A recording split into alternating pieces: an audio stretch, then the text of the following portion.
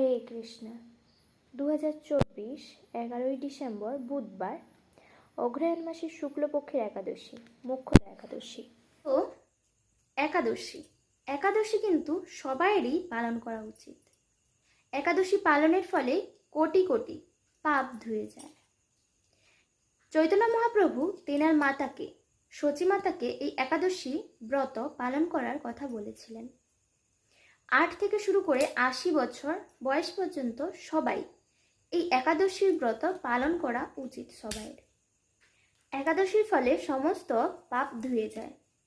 তবে ভক্তরা কখনো ফলের আশা করে না। তারা সবসময় ভগবানের সন্তুষ্টি বিধানের জন্য সমস্ত কিছুই করেন। মোক্ষদা একাদশীর মাহাত্ম্য। যুধিষ্ঠির বললেন, হে বিষ্ণু, আপনাকে আমি বন্দনা করি। আপনি ত্রিলোকের সুখদায়ক, বিশ্বেশ্বর, বিশ্বপালক ও পুরুষোত্তম। আমার একটি সংশয় আছে। অগ্রহায়ণ মাসের শুক্লপক্ষের যে একাদশী, তার নাম কি, বিধি বা কি ও কোন দেবতা এই একাদশীতে পূজিত হয়, তা আমায় বলুন। শ্রীকৃষ্ণ বললেন, হে মহারাজ, আপনি উত্তম প্রশ্ন জিজ্ঞাসা করেছেন, যার মাধ্যমে আপনার যশ চতুর্দিকে বিস্তৃত হবে। এখন এই একাদশীর কথা আমি বর্ণনা করছি, যা শোনা মাত্রই বাজপেয় যজ্ঞের ফল লাভ হয়। অগ্রহায়ণ মাসের শুক্লপক্ষের এই একাদশী মোক্ষদা নামে পরিচিত। সর্বপাপ নাশিনী ও ব্রত মধ্য সর্বশ্রেষ্ঠ এই একাদশীর দেবতা শ্রী দামোদর। তুলসী মঞ্জরি, ধূপ, দীপ ইত্যাদি উপাচারে স্বাস্থ্যবিধি অনুসারে শ্রী দামোদরের পূজা করতে হবে। পূর্ববর্ণিত বিধি অনুসারে দশমী ও একাদশী পালন করতে হবে। এই উপবাস দিনে স্তব, স্তুতি, নৃত্য, গীত আদি সহ রাত্রি জাগরণ করা কর্তব্য। হে মহারাজ, প্রসঙ্গক্রমে একটি অলৌকিক কাহিনী আমি বলছি।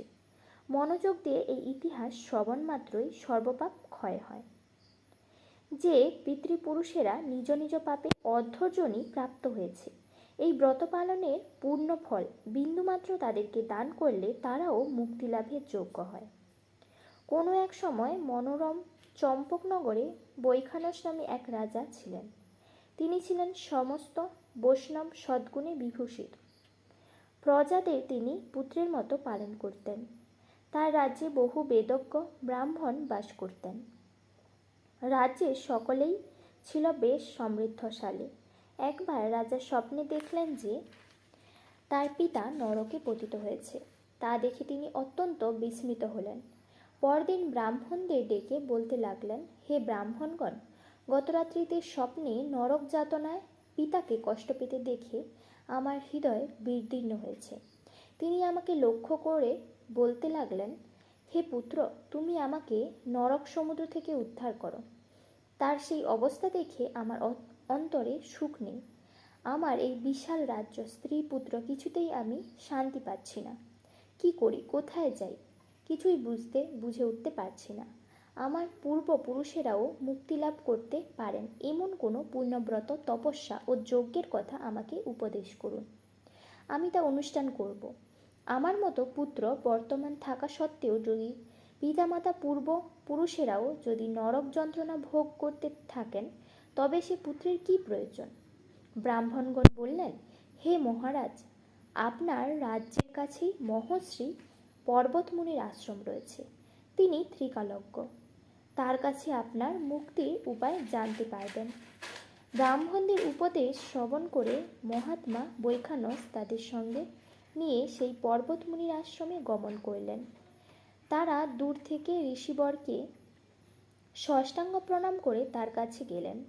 মুনিবর রাজার কুশলবার্তা জিজ্ঞাসা করলেন। রাজা বললেন, হে প্রভু, আপনার কৃপায় আমার সবই কুশল। তবে আমি একদিন স্বপ্নযোগে পিতার নরক যন্ত্রণা ও কাতর আর্তনাদ শুনে অত্যন্ত দুঃখিত ও চিন্তাগ্রস্ত হয়েছি। হে ঋষিবর, কোন পুণ্যের ফলে তিনি সেই দুর্দশা থেকে মুক্তি পাবেন, তার উপায় জানতেই আপনার শরণাগত হয়েছি।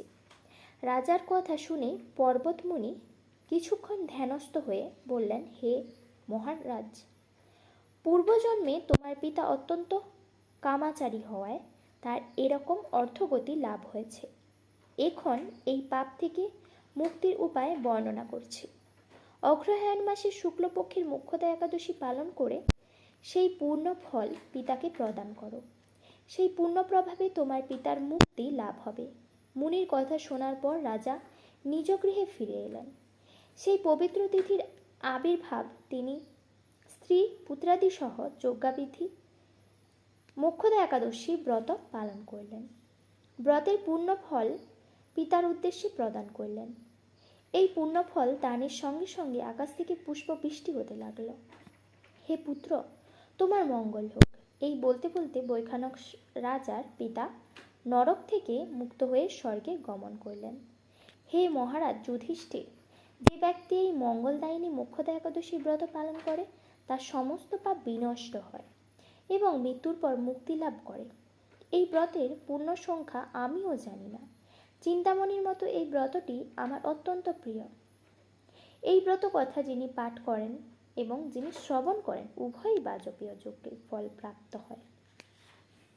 পশ্চিমবঙ্গ 6:30 থেকে 9:42, বাংলাদেশ 7টা থেকে 9:58, দিল্লি 7:04 থেকে 10:31, বৃন্দাবন 7টা থেকে 10:28, উত্তরপ্রদেশ 6:47 থেকে 10:16, মুম্বাই মহারাষ্ট্র 7:02 থেকে 10:42, পুনে মহারাষ্ট্র 6:57 থেকে 10:38, নাগপুর মহারাষ্ট্র 6:40 থেকে 10:18, চেন্নাই তামিলনাড়ু 6:30 থেকে 10:08, ভুবনেশ্বর উড়িষ্যা 6:30 থেকে 9:51, ঝাড়খণ্ড 6:30 থেকে 9:55, বিহার 6:30 থেকে 9:55, ছত্তিশগড় 6:30 থেকে 10:05, শিলং মেঘালয় 6:30 থেকে 10:30, গুয়াহাটি আসাম 6:30 থেকে 9:30, আগরতলা ত্রিপুরা 6:30 থেকে 9:30, মিজোরাম 6:30 থেকে 9:25, মণিপুর 6:30 থেকে 9:21, নাগাল্যান্ড 6:30 থেকে 9:20, অরুণাচল প্রদেশ